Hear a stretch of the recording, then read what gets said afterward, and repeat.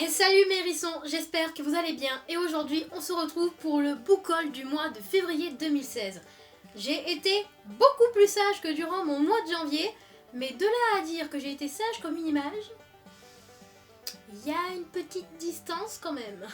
Pour Book and Crazy, le book club que nous avons créé environ en novembre 2015 avec Steven de la chaîne Steven's Books et avec Marie de la chaîne Lecture Rousse, nous avons décidé pour mars de faire une lecture commune avec vous les gens là qui nous regardez. Merci. Nous avons décidé de faire une lecture en VO sur Chris Unbound de Rosamund Hodge aux éditions B+B. Je sais pas si ça se dit comme ça. Donc déjà un livre qui est, comme l'a dit Steven et comme il l'a très bien vendu, extrêmement beau, avec un visuel réellement très travaillé je trouve, qui est la réécriture du conte du Petit Chaperon Rouge, comme on peut le voir ici.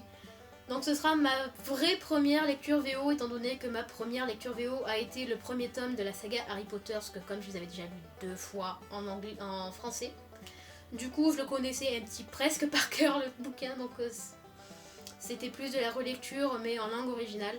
Là, ce sera réellement la première fois que je découvrirai une histoire dans sa version originale sans avoir lu la version française, tout simplement parce que la version française de ce livre-là n'existe pas. Donc petite info au niveau du live, même si vous ne lisez pas l'anglais, que vous ne l'avez pas vu, que vous ne l'avez pas lu, vous pouvez tout de même venir pour échanger, dire des conneries et tout ça. Déjà qu'on en sort pas mal, ça peut toujours faire un peu plus d'animation. Passage obligé chez mon bouquiniste, comme chaque mois j'y vais environ toutes les 2 semaines et demie je crois, environ toutes les semaines je passe. Et donc comme à chaque fois je repars avec quelque chose histoire de remplir ma palle ou des livres que j'ai réellement beaucoup envie de découvrir. J'ai donc décidé de prendre le premier tome de la saga le bal des poignards. Donc ici la dague au lys rouge de Juliette Benzoni aux éditions Pocket, qui est, si j'ai bien compris, un trip un petit peu romantique et avec toute une histoire de complot dans la cour des Médicis.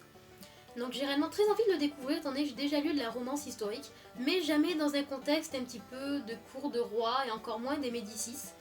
Donc j'ai assez hâte de le découvrir tout de même. J'ai aussi pu faire l'acquisition de Rêve mortel de Peter James aux éditions Mélodie.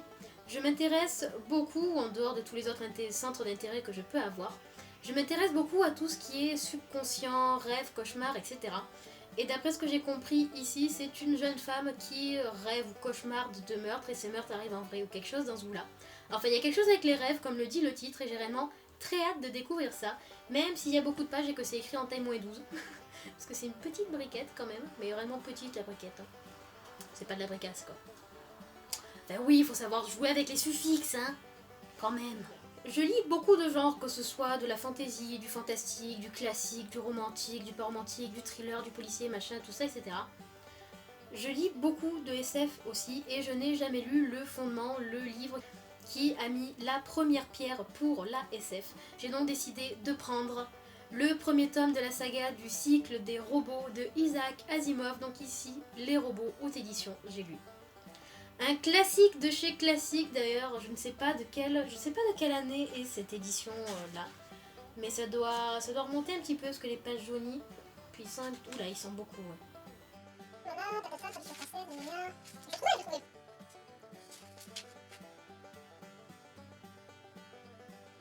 Voilà, le premier dépôt légal dans la collection date de 1976, donc je pense que lui doit dater un petit peu de cette époque-là. Cette époque-là, comme si ça remontait à 1600 ans. Moi j'ai vraiment très hâte de le lire car j'aimerais bien voir un petit peu les fondements, les bases de tout ce qui peut paraître en SF maintenant en fait. J'avais déjà pris les 2 premiers tomes chez lui, donc au mois de janvier, quand j'ai vu qu'il avait une tome 3, je me suis dit voilà, au pire des cas, t'aimeras pas mais c'est pas dramatique. J'ai donc pris le 3e tome de la saga La Société d'Angela BL chez les éditions J'ai lu, donc ici, à votre service. Énorme surprise pour moi, quand je l'ai vu je n'ai absolument pas réfléchi. Ce livre-là, déjà, c'est un livre d'un auteur que j'aime énormément, qui fait partie de mes auteurs favoris, mais réellement favoris, coup de cœur de tous les temps. Et que ça fait extrêmement longtemps que je le cherche. Margot Liseuse en a parlé dans sa vidéo les 10 meilleurs livres pour ados, ou les 10 livres que je conseille pour ados, quelque chose comme ça. Et c'était impossible pour moi, j'arrivais absolument pas à le trouver, alors là quand je l'ai vu, j'ai foncé. J'ai donc pris Zouk de Pierre Bottero aux éditions Flammarion dans leur collection Tribal. Margot Liseuse l'a tellement bien vendu sur un sujet qui est quand même assez complexe, qui est l'anorexie à l'adolescence. Et apparemment Pierre Bottero a réussi à tellement bien le mettre en scène que j'ai réellement extrêmement hâte de le lire. Surtout que Pierre Bottero, comme je vous l'ai dit, est un auteur que j'affectionne tout particulièrement. Et j'aimerais réellement pouvoir lire tout ce qu'il a pu faire, même les livres pour enfants, parce que c'est toujours bien. Puis que j'en ai déjà lu des livres pour enfants quand j'étais enfant et qu'ils étaient réellement très bien. Donc j'ai hâte de voir ce que ça va donner en dehors du monde des Willan, des Elana et tout ça, quand il traite d'un sujet que l'on peut croiser et voir dans la vie quotidienne. J'avais vu ce livre sur Livre Addict il y a quelques temps, je crois que c'était au moment de sa sortie. Et je me suis dit, il a l'air réellement très bien celui-là. Moralité, quand je l'ai vu chez mon bouquiniste, je n'ai pas franchement hésité. J'ai donc pris Amstramgram de M.G. Arlage, j'espère que je prononce bien parce que moi les prononciations ça fait 26, chez Les Escales Noires. Je ne sais pas, j'ai pas très bien compris de quoi ça allait parler, hein, mais d'après ce que j'ai compris, on a 3 ou 4 gars qui sont coincés dans une piscine vide avec un flingue et il y en a un qui doit mourir avec une histoire de chaîne, de téléphone, tout comme ça. Donc je verrai bien qu'est-ce que ça va donner. J'ai en tout cas très hâte de le découvrir, puis là l'avantage c'est qu'il est écrit en taille normale, donc je vais pas trop m'arracher les livres. Et enfin, chez mon bouquiniste toujours, quand j'ai vu ce livre-là, je me suis littéralement jetée dessus. Tout simplement parce que c'est ma lecture pour juillet, si je ne me trompe pas, pour mon challenge Les filles de Mrs. Bennet, que j'ai, je l'avoue, mea culpa, que j'ai laissé un petit peu de côté pour mon mois de janvier et de décembre. Tout simplement parce que j'étais pas franchement dans une bonne période, que j'avais beaucoup de choses déjà à lire, et que les livres que j'avais sélectionnés ne me plaisaient pas plus que ça. Voilà, donc je me suis dit, quitte à le faire, t'en as sélectionné certains, lis ceux que tu veux réellement lire et tu dis que c'est pour ton challenge, comme ça passe. Donc ce livre-là, je voulais absolument le lire et il est prévu pour juillet. Donc là, le trouver dans l'édition que je voulais, dans un état proche du neuf, chez mon bouquiniste, oh, alléluia, j'ai cru que j'ai été le sujet d'un miracle, vraiment. Et il s'agit de La maîtresse de Rome de Kate Quinn aux éditions France Loisirs. Comme vous le savez maintenant, je pense que je vous rabâche assez les oreilles avec ça, je suis une grande passionnée d'antiquité, notamment de tout ce qui touche à l'antiquité grecque et à l'antiquité romaine. Tout comme je suis très intéressée par le sujet des jeux, des gladiateurs et surtout de la civilisation en général. Alors là, ce livre-là, c'est de la romance, si j'ai bien compris. À Rome, je sais plus si c'est une jeune esclave, oui c'est ça, entre une jeune esclave et un gladiateur adulé de tous. Moi je signe! Donc j'ai réellement très hâte d'être à juillet pour pouvoir le lire. Je sens que ça va être très long de le voir sur mon étagère là-haut qui m'appelle. Lis-moi! Et que je vais devoir attendre juillet. Mais l'avantage c'est que maintenant je l'ai dans l'édition que je veux, avec la couverture que je veux. Et surtout, c'est écrit très gros. Donc mes pauvres petits yeux vont être gentils. Ils vont être bien. Pour le mois de février, par contre, je devais lire un certain livre pour mon challenge, je l'ai donc acheté. Et il s'agit de Dangerous Perfection de Happy Clients aux éditions Et Moi, que j'ai beaucoup aimé. Je ne vais pas m'étaler plus que ça dessus, étant donné que je vais déjà en reparler dans mon prochain update lecture. Et la chronique va pas tarder à arriver, je sais, je suis très à la bourre aussi au niveau de mes chroniques, mais je rattrape mon retard un petit peu comme je peux quand j'ai le temps, avec les cours, la fac, tout ça, c'est un petit peu compliqué. Je parle très vite. Donc j'ai beaucoup aimé ce tome-ci, même si la FNAC ne prend absolument pas soin de ses bouquins. Ça m'énerve, ça m'énerve. Si vous voulez une romance érotique, mais qui n'est pas uniquement basée sur la relation physique entre les deux personnages, je vous le conseille vraiment. Je l'avoue, ce livre-là, je pense pas que je me serais retournée dessus chez mon libraire.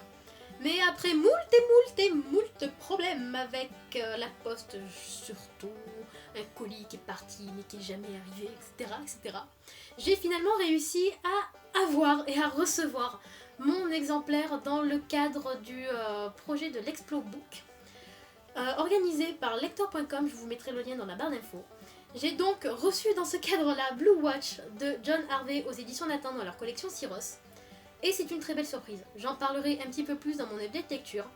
Et ma chronique est déjà disponible sur mon blog, je vous passerai le lien, il sera dans la barre d'infos. J'ai réellement beaucoup aimé, il est très rafraîchissant, donc franchement n'hésitez pas si vous le voulez aussi. Et non, c'est pas encore terminé. Je suis allée à la FNAC il n'y a pas très longtemps, et en tête d'affiche, il y avait pour 2 pockets achetés, un pocket offert. Donc déjà, moi tu me mets un truc comme ça, généralement je me fais ouh là, regarde pas ce qu'il y a, tu vas encore craquer. Bon, j'ai quand même regardé ce qu'il y avait. Et j'avais déjà regardé un petit peu aux alentours de Noël ce qu'il y avait, tout ça, ça me branchait pas des masses. Sauf que là, vu la sélection, on va dire que je me suis dit ok d'accord, tu ne ressors pas sans quelque chose.